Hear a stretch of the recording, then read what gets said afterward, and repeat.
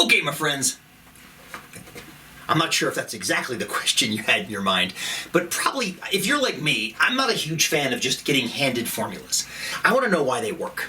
So I respect anybody who questioned that statement, like, here's a margin of error, boom. Okay.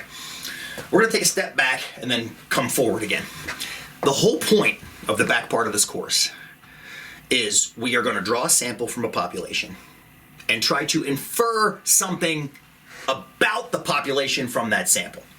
And the thing we're trying to infer is always a parameter. So I'm going to put that up here first. This is the measure of the population that we don't know. Whether it's an average, a median, a proportion, a standard deviation, it's some measure of something. It doesn't have to be anything we've even named in this class. It could be some other measure we haven't even talked about yet. One of the ones I mentioned, I think, in the last homework was a relative risk ratio, odds ratios, all kinds of good measures. But they're out there in the population and we don't know them. So the best thing we can try to do is to trap them between a lower and an upper bound.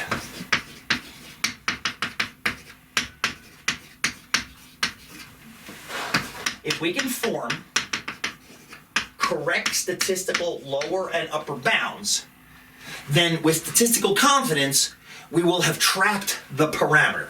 It's like fishing with a big net. You don't have to hit the fish directly on the head as long as you get it in the net somewhere. Are you always going to catch the fish? No. But statistically confidently, you use that net because it's better than using a net that's this big. Okay. Now, the parameter, it's out there somewhere, right? It's out there somewhere floating around.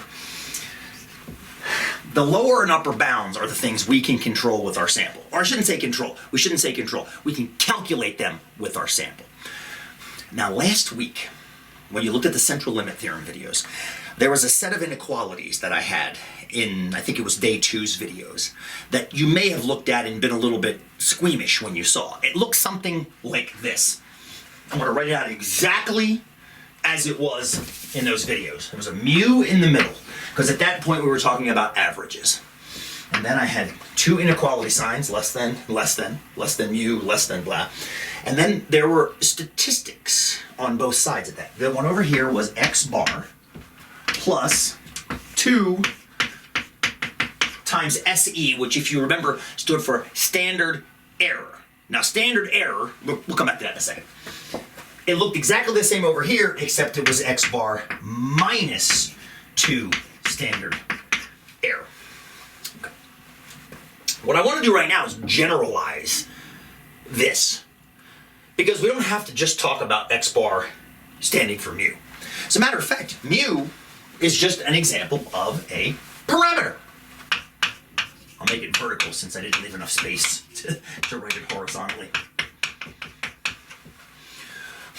An x bar is just an example of a sample statistic.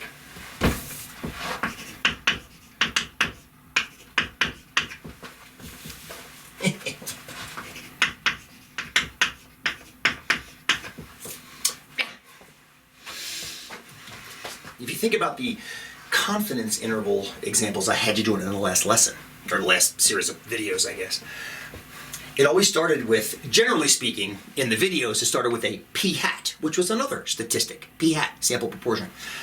In the homework, we used all kinds. We used a p-hat, we used an x-bar, I think we even used a relative risk. Those are all statistics. So in those homeworks, everything started with a statistic, and then you added and subtracted a margin of error. I can't help but notice there's an addition sign there, and there's a subtraction sign there. So this looks an awful lot like... I'm sorry. I'm just a cheese ball. Looks like this. In other words, the thing I just had written, which I've now erased, looks exactly like the stuff you were doing. And it is. It's just this is another way of writing what you saw last week. So the statistic would be whatever you got from your sample. The plus or minus is the fact that you're creating a lower and an upper bound. The 2, we're going to come back to. I promise, we're going to come back to that too.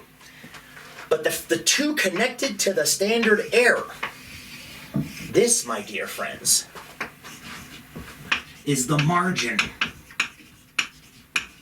of error. Thinking back to last week, the central limit theorem. Standard error is the standard deviation of the sampling distribution. Of all possible sample statistics you can draw, it's the standard deviation of all of those sample statistics. So by itself, one standard error is that standard deviation. Now why 2? Why do we use 2 very often? Let's explore that in the next video, where we take a look back even further than the central limit theorem. Because you're about to see this 2, you know this 2 already, you just don't know that you know this 2 already. Let's take a look.